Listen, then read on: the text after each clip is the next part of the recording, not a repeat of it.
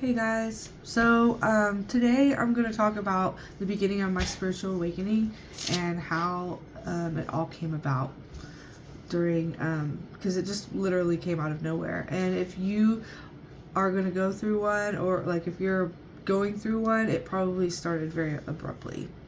So in 2019, I had a 3-year-old who passed away.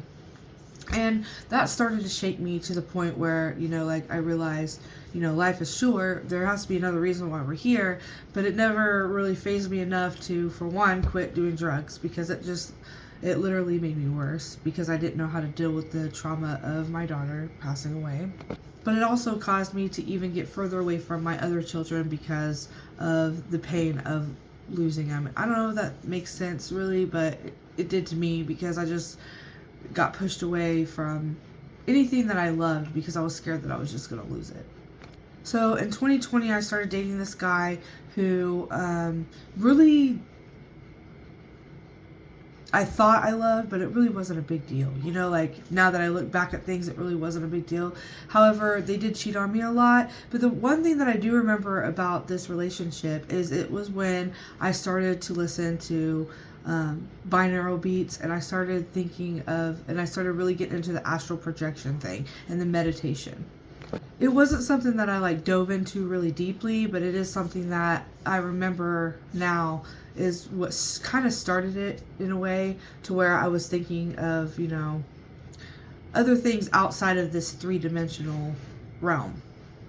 And after him and I got into a big fight, I did move into my friend's house for a little bit, and she did introduce me to tarot cards. I had no idea what this stuff was. I never knew what tarot was, I never really got big into meditation or anything like that until this time. So it was kind of like the universe was just slowly easing me into things. Whenever you have big awakenings, you look back and you say, oh, that's why this happened, and so now I can be here. And that's kind of how it was. That's when it all started, and then the tarot thing came in, and then I just really dove into it deeper after I started getting clean, and it just you can kind of see how it all adds up. So if you know anything about spirituality, then you know kind of like where karmics are, soulmates, twin flames. A lot of people use twin flames or whatever, but karmics are the ones that really have a big impact on you. So around the beginning of 2021 and the end of 2020, probably in the middle of 2020 all the way up until 2021, I started seeing this one guy who was very much a karmic in my life. And when I say karmic, it's not anything that I mean in a bad way. Yes, karmics can be hurtful and it can be painful, but on the other side of it, it's you'll be able to understand yourself more, and if you learn the lessons. At this time, I was actually karmic in their life as well, because I had a lot of abandonment issues. I had a lot of just selfishness. I was using, and all that. So I was karmic in people's lives as well. Anybody who comes into your life is usually projecting something to you. So if your frequency is at a level where you are attracting karmics, then there's something within you that is karmic as well that you have to look at and try and heal in a way to where you can raise your vibration, raise the way that you see life and your perspective on that issue. If you are looking back at the past and you are still mad at that person, or you still have resentment, or you still wish bad upon them, then you haven't healed enough. So when I say he's a karmic, it was because I had a lot of lessons to learn with him. We had a soul tie to where we both knew we were going to learn these certain lessons, and it worked. So I had an issue with ghosting and abandonment, and that was one of the biggest triggers that I had, was being ghosted, being abandoned. And he would come into my life, and I'd get really close to him because I did love him. I loved him a lot more than I should have. And he would come in, and then he would ghost me, and he would leave. And then it would literally, I would feel it all over my body. I couldn't breathe, it was awful. It was very painful. And then I would have to look at myself and heal these wounds of abandonment, because it didn't stem from him ghosting me. It stemmed from something from my childhood that I hadn't dealt with yet because I didn't know how to cope. So this literally went on for 2 years. Okay, so when I say healing is not linear and you don't learn your lessons that quickly, it is a journey, and you know it could take a while, especially if you have really deep rooted issues like I did, stuff that stemmed from a traumatic childhood. And you know, I'm 36 now, and so I'm just now facing all these things because I've numbed it with drugs and alcohol for 15, 17 years. It's all going to come back. And I wasn't even clean at this time. I was still using with him. Actually, we both were users. I had a cycle of going to people that were addicts as well, because we would feed off of each other. We would get high and we would, you know, the emotions were intense. Not with this guy, but with other people in the past, the relationships I had. And then we would always end up back together because we thought we loved each other so much, but really it was probably just the drugs and all this stuff. You know, whenever you grow up in a chaotic environment, then chaos is all you know. That's where you feel comfortable. So after 2.5 years, whenever my healing really started to take effect, then I finally let go of things that weren't good for me.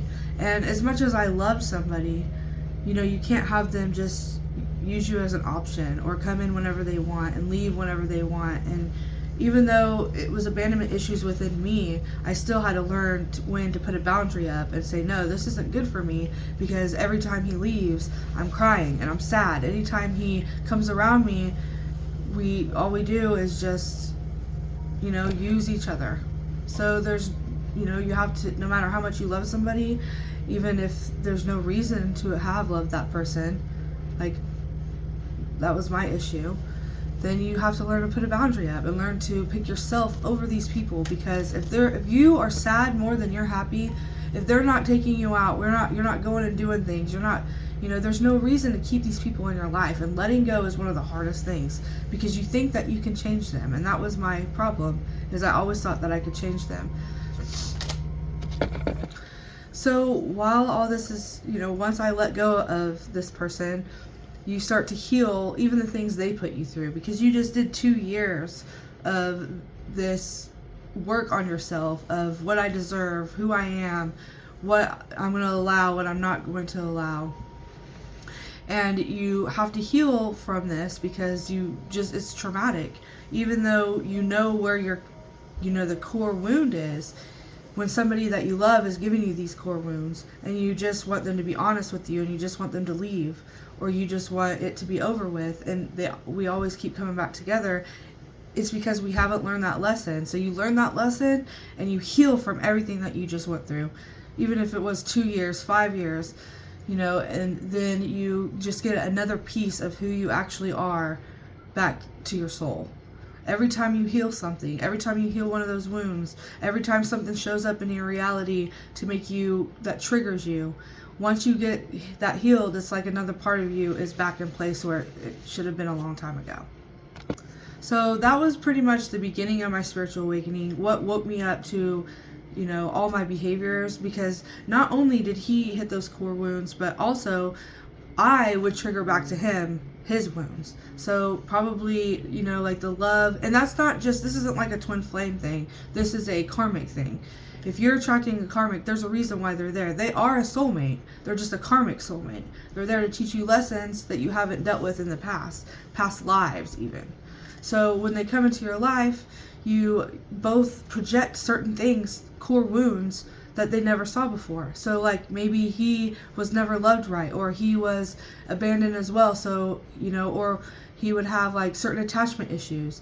And whenever you would think that they're leaving you, you would cling on, which would make them go away, because they're scared and they run, because that's how all they know is how to run from their problems.